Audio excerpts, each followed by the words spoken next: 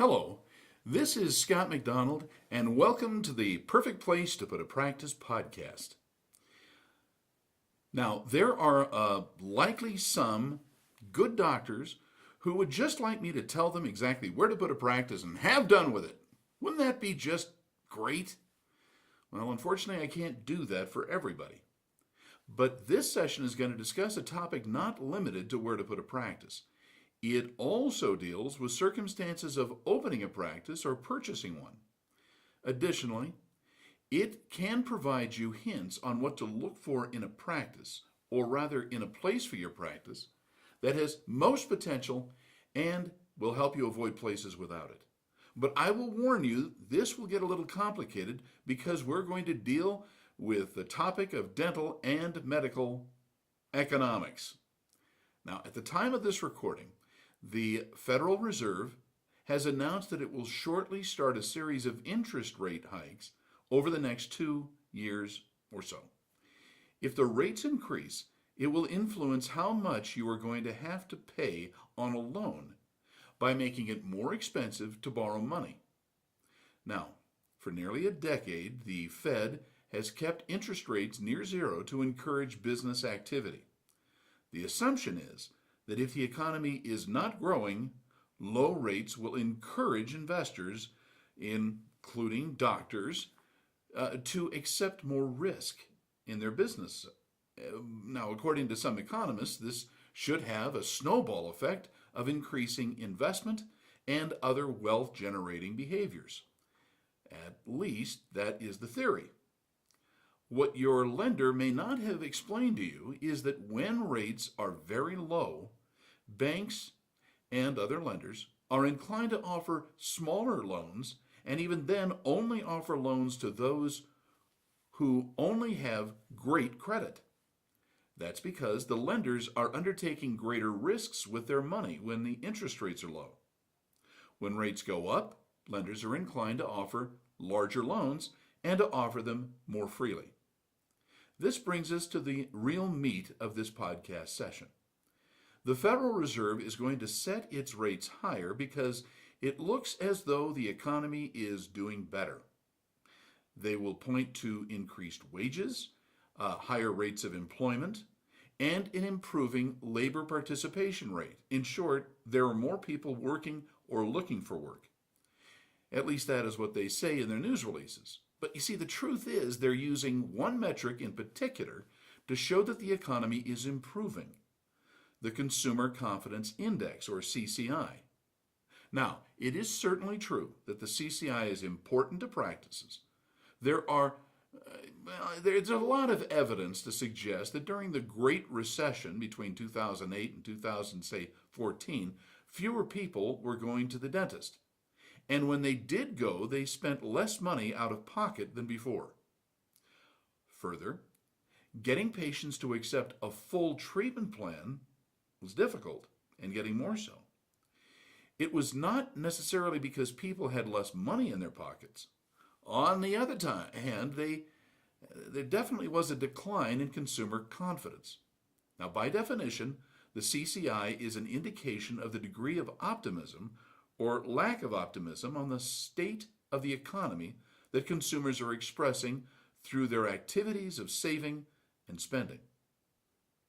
Now, while things get more expensive to finance, like equipment, higher rates tend to encourage people to save more money. The idea behind consumer confidence is that a happy consumer, one who feels that his or her standard of living is increasing, is more likely to spend money more and more so and make bigger purchases like a new car or even a home, or maybe a dental implant. So stick with me here, because this will have a direct bearing on where you should consider putting a practice. The CCI is set by the Conference Board based on a rolling survey of 5,000 households nationwide. It compares 5 questions of optimism that were first measured in 1985. Now, as with all indices, 100 is considered the norm from which everything is contrasted. So the Federal Reserve Board is trying to figure out what is likely to happen by contrasting current confidence figures with those set in 1985. Now, since the election in November, most of the Federal Reserve banks have reported a surge in consumer confidence. Now, remember, each bank takes its own surveys. As you may know, there are 12 of these Federal Reserve banks, and each one is measuring the CCI and other economic metrics for their areas of the United States that they represent.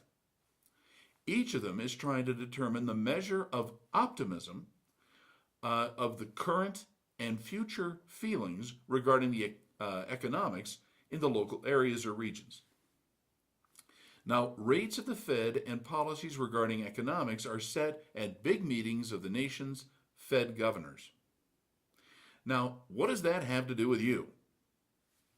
Well, at its simplest, it means that the CCI throughout the nation has improved. That's one reason that the stock market has made a dramatic rally in the last several months. It suggests that nationally, there is a feeling that the future economic condition of the U.S. will be better. Now, part of this might be due to the imminent repeal of Obamacare. Part is likely due to the state and federal commitment to tax reform and infrastructure spending, as well as, job growth. The immediate bad news is that money will cost more to borrow. But it is also an indication that patients are likely to spend more on their dental care as they have more confidence in their own finances. After all, the CCI seems to have a strong correlation to patient expenditures. Nevertheless, I do not have great confidence in national statistics as a predictor of patient behavior in all parts of the country at once. You see, healthcare practices, including dental practices, are more influenced by local economic confidence than in national indices. Now, you'll recall that I mentioned that there are 12 Federal Reserve banks. Only some of them are showing greater consumer confidence than others.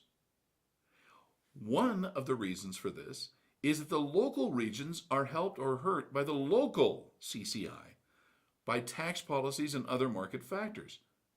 In those locations with lower taxes, for example, there is a tendency to benefit from greater investment.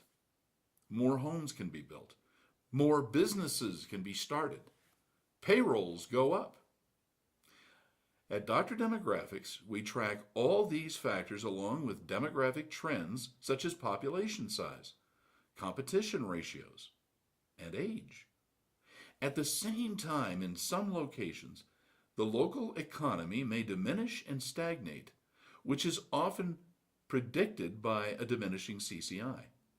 In short, based upon the local economic environment, the differences between the direction the Federal Reserve Bank CCI are actually becoming greater. This means that some districts are showing far more promise on a local level than others. The CCI is just a helpful indicator of the future potential of an area. Now, I want you to keep this in mind. This is not a demographic issue. It is not caused by an increase or decrease of population or the demographic character of the households. Instead, it is the best single indicator that an area that one is considering for practice will improve or not over the life of the practice. It is a sign that things will get better or they will get worse. Now, admittedly, for those who are considering investing in a building, its relevance is greater than for one who has less in the way of a tangible investment, especially one that's long-term.